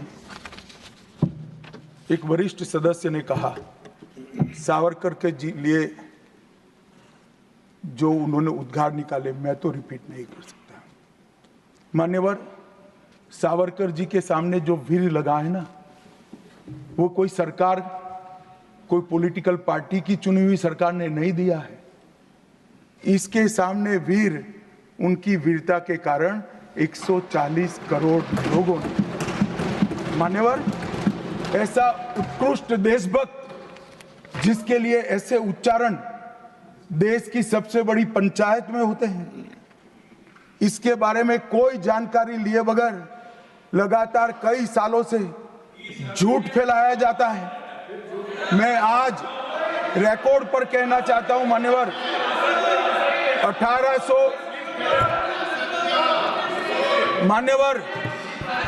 1857 से लेकर 1947 तक के स्वतंत्र संग्राम में किसी भी व्यक्ति को एक जीवन में 2 आजीवन कारावास हुए हैं तो वो वीर सावरकर। मध्य दरिये में देश को आजादी दिलाने के लिए टॉयलेट तोड़कर दरिया में छलांग लगाने का साहस किसे में था तो वीर सावरकर। एक ही जेल में 2 भाई काला पानी की सजा काट रहे थे। 10 साल तक भाई एक दूसरे को देखे नहीं। ऐसा वीर परिवार पूरे देश में दूसरा नहीं। मान्यवर, आज सावरकर जी की एक उक्ति में यहां पर कहना चाहता हूं। उनका एक मराठी में वाक्य है, तुझ साठी मरण ते जनन, तुझ बिन जनन ते मरण। इसके आगे है, हे मातृभूमि तेरे लिए मरण मृत्यु ही जीवन है और तेरे बिना जीवन मेरे लिए मृत्यु से भी कठिन। ये देशभक्ति के वाक्य जिस व्यक्ति के मुंह से निकले, इसके लिए इस प्रकार की सदन में चर्चा करते हैं, सार्वजनिक रूप से बोलते हैं और गर्व महसूस करते हैं। क्या देशभक्ति कोई विचारधारा के साथ जुड़ी हो ही सकती है? देश के प्रति बलिदान किसी धर्म के साथ जुड़ा हुआ हो सकता है? किस प्रकार के स्तर पर हम देश के सार्वजनिक जीवन को ले गए हैं मान्यवर, और हमारी तो न माने, हमारी न सुने। सुनिए सुनिए, आप हमारी न माने, हमारी न सुने, हमको न स्वीकारे, मगर मैं इंदिरा जी के 2 वाक्य कोट करना चाहता हूं। एक, उन्होंने 1966 में सावरकर जी के निधन पर कहा, सावरकर एक महान व्यक्ति थे, उनका नाम साहस और देशभक्ति का पर्याय है। एक महान क्रांतिकारी जिन्होंने अनगिनत लोगों से को प्रेरणा देने का काम किया, इंदिरा गांधी तत्कालीन प्रधानमंत्री। दूसरा, श्री बाखले को पत्र लिखा था कि आपका पत्र मुझे मिला।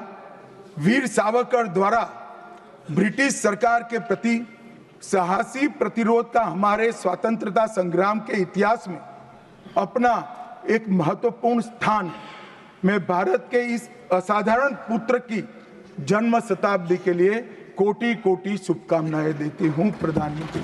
भाई हमारा तो न सुनो, मगर आप इंदिरा जी का भी नहीं सुनते हो।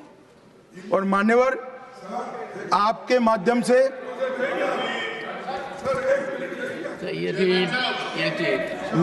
ना सब बीच में नहीं जगह होती है। मान्यवर, मेरा आज इस चर्चा के माध्यम से देश भर के अलग अलग पॉलिटिकल पार्टी, अलग अलग विचारधारा, अलग अलग धर्म के लोगों को एक निवेदन है कि देशभक्ति, वीरता, बलिदान और समर्पण को धर्म के साथ, विचारधारा के साथ या पार्टी के साथ मत जोड़िए। जो वीर होता है वो वीर होता है, कोई भी पार्टी में जो होता है। जो देशभक्त होता है वो देशभक्त होता है, कोई भी विचारधारा का होता है। और जो बलिदान देता है वो बलिदान ही देता है, किसी भी धर्म के अंदर जन्म लिया हो। मान्यवर, ये बहुत नीचा विचार है, एक स्तर से नीचा विचार। और मैं चाहता हूं कि आज की चर्चा से देश की जनता इस प्रकार के चीजों का जवाब मांगना शुरू करे। मान्यवर, कांग्रेस पार्टी ने, हमारे संविधान ने 3 चीजों को, हर आर्टिकल का हार्द निकालेंगे तो कहीं ना कहीं इसे और उठाएंगे। 3 चीजों को हमारे संविधान ने नहीं स्वीकारा, क्योंकि हम लोकतंत्र में हैं, परिवारवाद नहीं होना चाहिए, पंथ निरपेक्ष राष्ट्र है इसलिए तुष्टीकरण नहीं होना चाहिए, और जन कल्याणकारी राज्य है इसलिए भ्रष्टाचार नहीं होना चाहिए। मुझे कई बार लगता था कि कांग्रेस पार्टी क्यों संविधान का सम्मान नहीं करती है, मगर जब ये 3 शब्द मैंने पढ़े तो मुझे मालूम पड़ा कि अगर वो संविधान की भावनाओं का संविधान करेंगे, सम्मान करेंगे, तो तुष्टीकरण, परिवारवाद और भ्रष्टाचार तीनों को छोड़ना पड़ेगा। इसके बगैर उनका अस्तित्व टिक ही नहीं सकता। परंतु एक व्यक्ति गरीब के घर से जन्म लेकर आता है, चाय बेचने वाला बेटा, जिसकी सास पुश्तों में न आगे कोई राजनीति में है ना कोई पीछे है, एक गरीब है मान्यवर, और तुष्टीकरण को नहीं मानता है। ऐसा आदमी जब 2014 में देश का प्रधानमंत्री बना, इन्होंने देश की राजनीति को तुष्टीकरण, परिवारवाद और भ्रष्टाचार के नासूर को हमेशा के लिए। और मुझे किसी ने कहा कि अभी महाराष्ट्र और हरियाणा में हार के लिए कांग्रेस पार्टी कोई आत्मनिरीक्षण के लिए कमेटी बना रही है। कोई कमेटी की जरूरत, मेरा अच्छा खासा अनुभव है। तुष्टीकरण, परिवारवाद और भ्रष्टाचार छोड़ दो, जनता चुनकर ला देगी आपको, कुछ करने की जरूरत नहीं है। मान्यवर, अभी 1 नेशन 1 इलेक्शन का विरोध करें। मान्यवर, मैं इस पर ज्यादा बात करना नहीं चाहता क्योंकि समिति ने शीश किया है, मगर विरोध करते हैं, इसके तर्क तो रखने चाहिए ना। मान्यवर, मैं आज आपको बात कहने आया हूं। अभी मैंने कुछ समय में मोहब्बत की दुकान के बहुत नारे सुने। मोहब्बत की दुकान देश के हर गांव में खोलने की महत्वाकांक्षा वाले लोग भी, बहुत भाषण उनके मैंने सुने हैं। मेरा उनको कहना है, मोहब्बत दुकान से बेचने की चीज नहीं है भैया। मोहब्बत प्रचार की चीज नहीं है। मोहब्बत दिल में बसाने का जज्बा है, और मोहब्बत दूसरों को महसूस कराने का लम्हा है। अगर इतना समझ जाएंगे तो और कोई तकलीफ नहीं पड़ेगी। मान्यवर, अंत में मैं इतना कहना चाहता हूं कि आज़ादी के अमृत महोत्सव में इस देश के प्रधानमंत्री जी आज़ादी के अमृत महोत्सव को बहुत अच्छे तरीके से एक वेल डिजाइन मैनर में मनाने का निर्णय किया। पूरे लाखों कार्यक्रम हुए। इसका मीन निकालते, इसका हार्द निकालते तो आता है 3 उद्देश्य सामने आते हैं। बालकों, बच्चे, युवा और जनता को आजादी के 90 बस रंबे आजादी के संग्राम के इतिहास की जानकारी देना, गुमनाम आजादी के सेना नायकों का नई पीढ़ी और आने वाली पीढ़ी को परिचय कराना, 75 साल में हमने जो सिद्धियां प्राप्त की है इसका गौरव 140 करोड़ भारतीयों के मन में उत्पन्न करना, और जब आजादी के 100 साल हो गए तब ये देश पूरे संसार में हर क्षेत्र में नंबर 1 पर हो, ऐसे महान भारत की रचना। और ये संकल्प अब श्री नरेंद्र मोदी का नहीं रहा है, ये संकल्प देश के 140 करोड़ लोगों का संकल्प हो गया है। इसको जब भी मैं जनता के बीच में जाता हूं, इसको महसूस भी करता हूं। मान्यवर, आज मोदी जी ने अमृत काल की कल्पना करी है। अमृत महोत्सव की समाप्ति से शताब्दी तक हम दुनिया में हर एक क्षेत्र में 1 नंबर पर हो, भारत विकसित हो, हमारा गौरववंत स्थान हो, तब मुझे लगता है कि महर्षि अरविंद और विवेकानंद जी ने जो कल्पना करी थी कि भारत माता अपने संपूर्ण दैदीप्यमान स्वरूप के साथ दुनिया के सामने खड़ी होगी और दुनिया की आंखें भारत माता की तेज से चकाचौंध हो जाएगी, वो स्वप्न सच होगा, इसका मुझे विश्वास है। स्वप्न सच करने का रास्ता, एकमात्र रास्ता हमारा संविधान है, और इसमें छेड़खानी करने का किसी का साहस न हो, वो जनता ने सुनिश्चित करना है। आपने मुझे मौका दिया, इसलिए बहुत The House stands adjourned to meet at 11 a.m. on Wednesday, the 18th December 2024.